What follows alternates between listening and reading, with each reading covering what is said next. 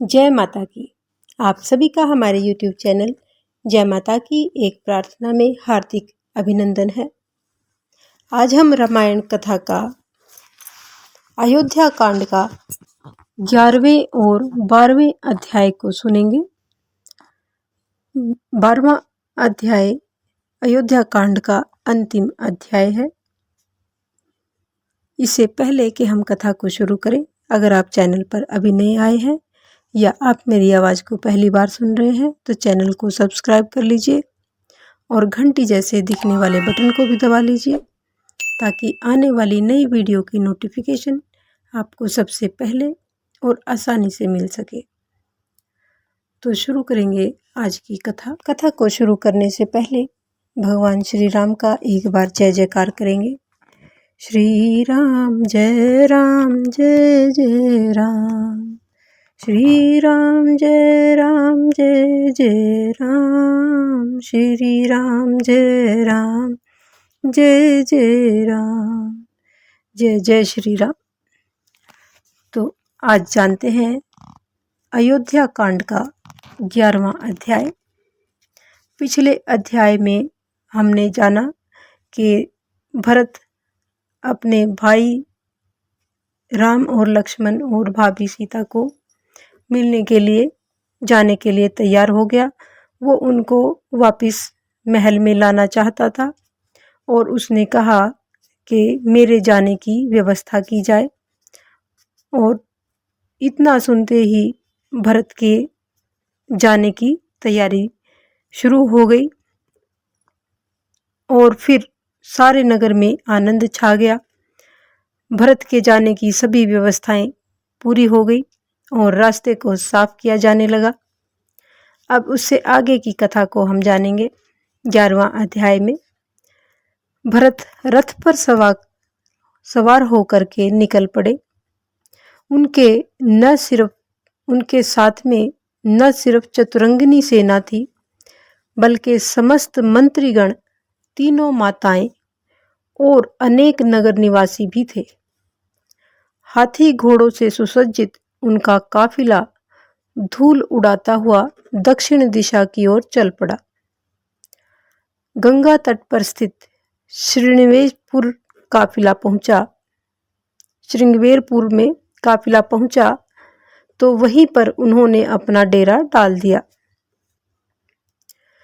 जहां पर निषाद राज गुह का शासन था।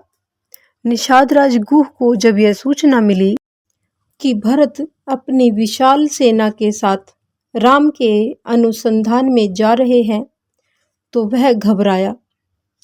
निषाद राज ने समझा कि हो न हो उनके मित्र राम पर कोई विपत्ति आई है। भरत उनको अपने रास्ते से हमेशा के लिए हटाने के लिए उनसे लड़ने के लिए जा रहे हैं। निषाद राज ने अपने आदमियों से कहा कि राम पर मैं जरा भी विपत्ति नहीं आने दूंगा, सो जल्दी से अपनी फौज को, अपनी सेना को तैयार करो। 500 नौकाओं में सशस्त्र सैनिक बैठकर आदेश की प्रतीक्षा करें। बाकी सैनिक जंगल में छिप जाओ। अगर भरत के मन में राम के प्रति कोई विरोध न हुआ तो हम उसे गंगा के पार जाने देंगे, नहीं तो उसे अपनी सेना के साथ यहीं पर खत्म कर देंगे। इसके बाद वह खान पान की सामग्री लेकर भरत से मिलने के लिए चल पड़ा।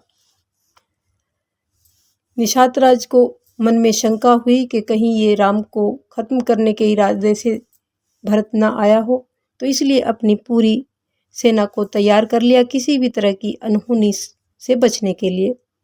और अपने आप वो खाने पीने की सामग्री लेकर के भरत से मिलने के लिए चल पड़ा कि अगर कोई गड़बड़ ना हुई तो वो अपनी सेना को आदेश नहीं देंगे। तो खाने पीने का सारा सामान लेकर के वो भरत से मिलने के लिए चल पड़े। निषाद राज को दूर से आता हुआ देखकर भरत सुमंत से बोला कि अरे, ये तो निषाद राज हैं, राम के परम हितैषी और शुभ चिंतक।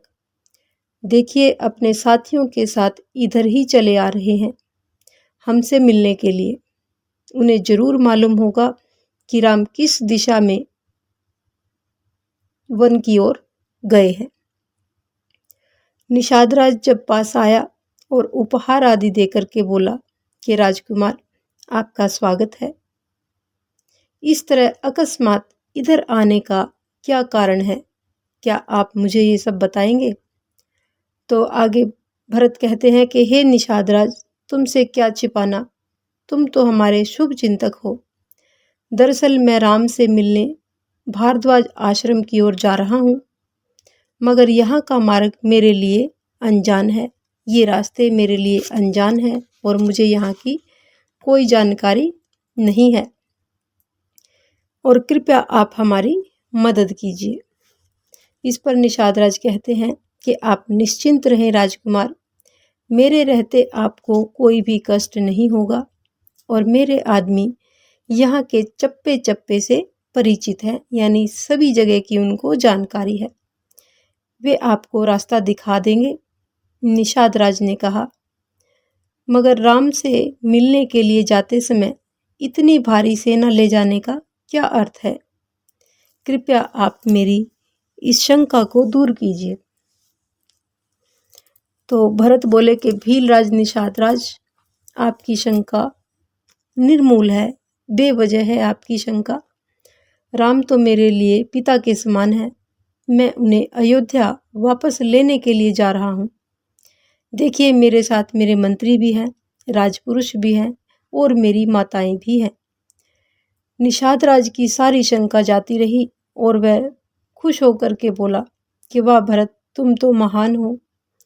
सत्ता को बड़े भाई के लिए यूं ठुकरा देना सचमुच बहुत बड़ी बात है। तुम्हारा त्याग अतुलनीय है। रहती दुनिया तक तुम्हारा यश कायम रहेगा। तो वह आगे रात भर भरत ने सेना सहित गंगा तट पर व्यतीत की। भरत को रात भर नींद नहीं आई। राम के दुर्भाग्य की कल्पना से उनकी आंखें खुली की खुली रह गई। उसने निषाद राज गुह से व्यवस्थित स्वर में पूछा कि हे भीलराज, न जाने राम की क्या दशा होगी। सीता वन में कैसे सोती होगी, लक्ष्मण कैसे होंगे, क्या खाते होंगे और क्या पीते होंगे। गुह ने इंगुदी वृक्ष की ओर संकेत करते हुए कहा कि यही तृणशैया पर वो सोए थे। राम एवं जानकी और लक्ष्मण धनुष बाण लेकर रात भर उनकी रक्षा करते रहे थे।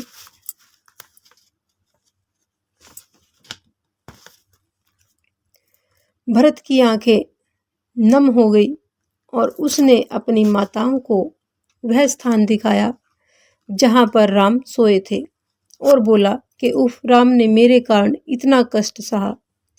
निषाद राज, जरा यह तो बताओ कि वे क्या खाते पीते थे।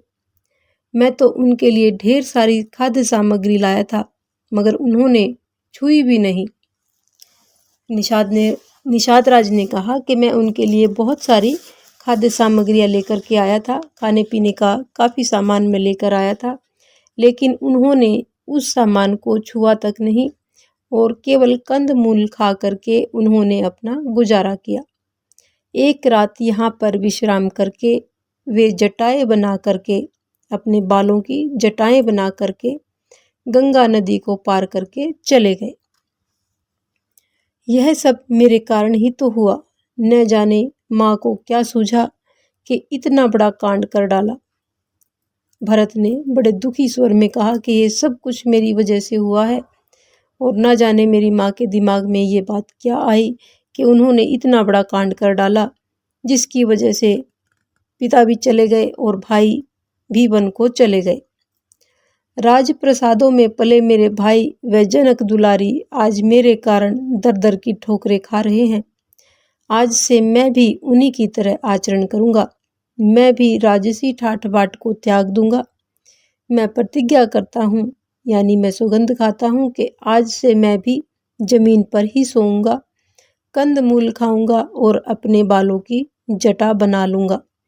जैसे भी हो, राम को वन से लाकर सिंहासन पर बैठाऊंगा और खुद 14 वर्ष का वनवास मैं भोगूंगा। सुबह हुई तब भरत ने निषाद राज से कहा कि कृपया मेरे गंगा पार जाने की व्यवस्था कर दे। तो निषाद राज ने कहा कि अभी लीजिए। निषाद राज ने सैकड़ों छोटी बड़ी नौकाओं पर भरत की सेना व साथ आए लोगों को उस पार पहुंचा दिया।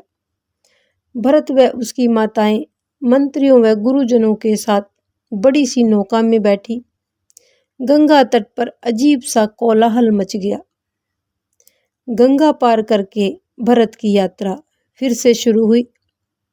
इस बार वे पैदल ही चले, क्योंकि राम भी यहाँ से पैदल ही चित्रकूट तक गए थे। एक दिन वे भारद्वाज मुनि के आश्रम में जा पहुँचे तो मुनि ने पूछा कि भरत सब ठीक तो है? अयोध्या का राज्य भार छोड़कर इतनी बड़ी सेना लेकर कैसे आना हुआ? कहीं राम से टकराने तो नहीं जा रहे हो? इस पर भरत ने हाथ जोड़कर बड़े ही विनम्र अंदाज से कहा कि नहीं मुनिवर, मैं तो राम के चरणों का अदना सा सेवक हूँ, उनका एक छोटा सा सेवक हूँ। कृपया मेरे ऊपर कोई शक या शंका ना करें। माता कैकेयी ने जो कुछ भी किया उसमें मेरी कोई भी रजामंदी नहीं थी और ना ही मुझे इन सब के बारे में कोई जानकारी थी।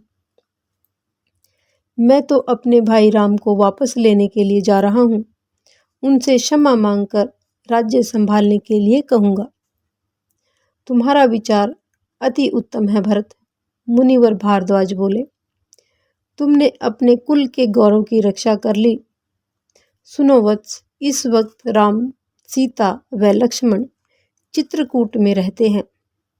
आज की रात तुम यहीं पर विश्राम करो और कल सुबह चित्रकूट के लिए चल देना। दशरथ के दुखद निधन का समाचार महाराजा जनक के पास भी पहुंच चुका था। यानी मां जानकी के पिता जनक के पास भी राजा दशरथ के निधन का समाचार जा चुका था, उनको जानकारी हो चुकी थी।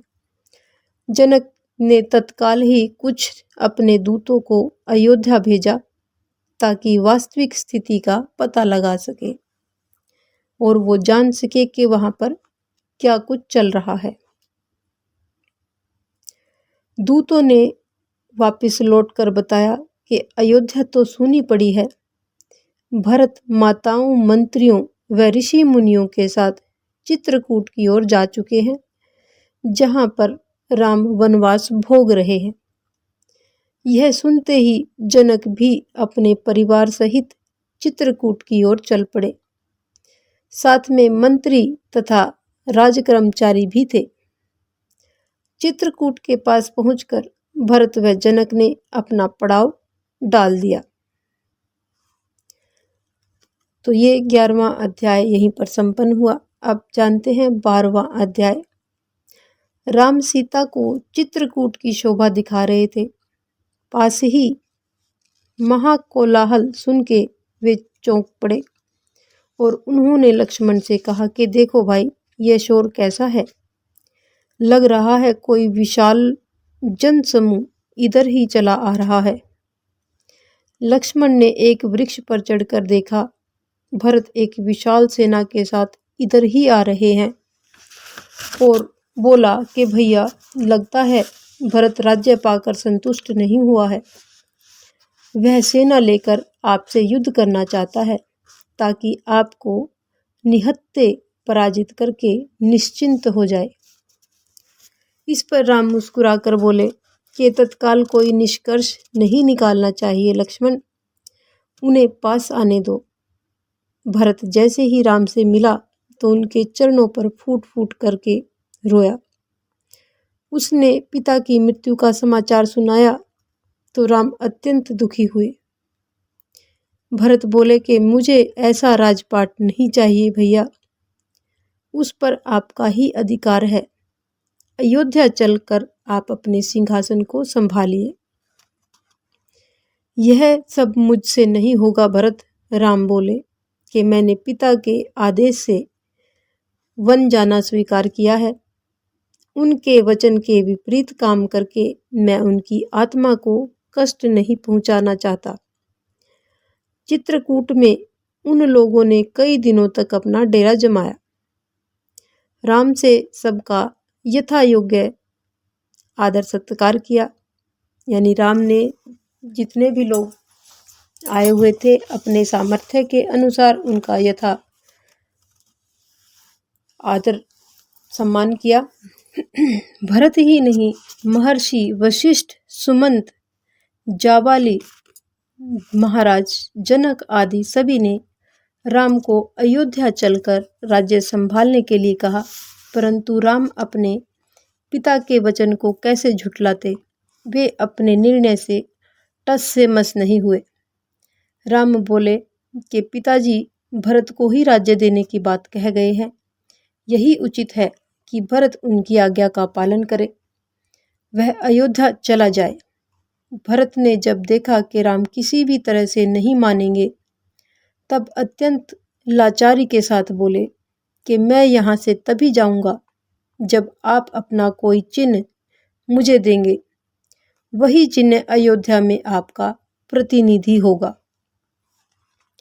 राम ने एक पल तो कुछ सोचा और फिर पैरों से खड़ाऊ उतारकर भरत को दे दिए।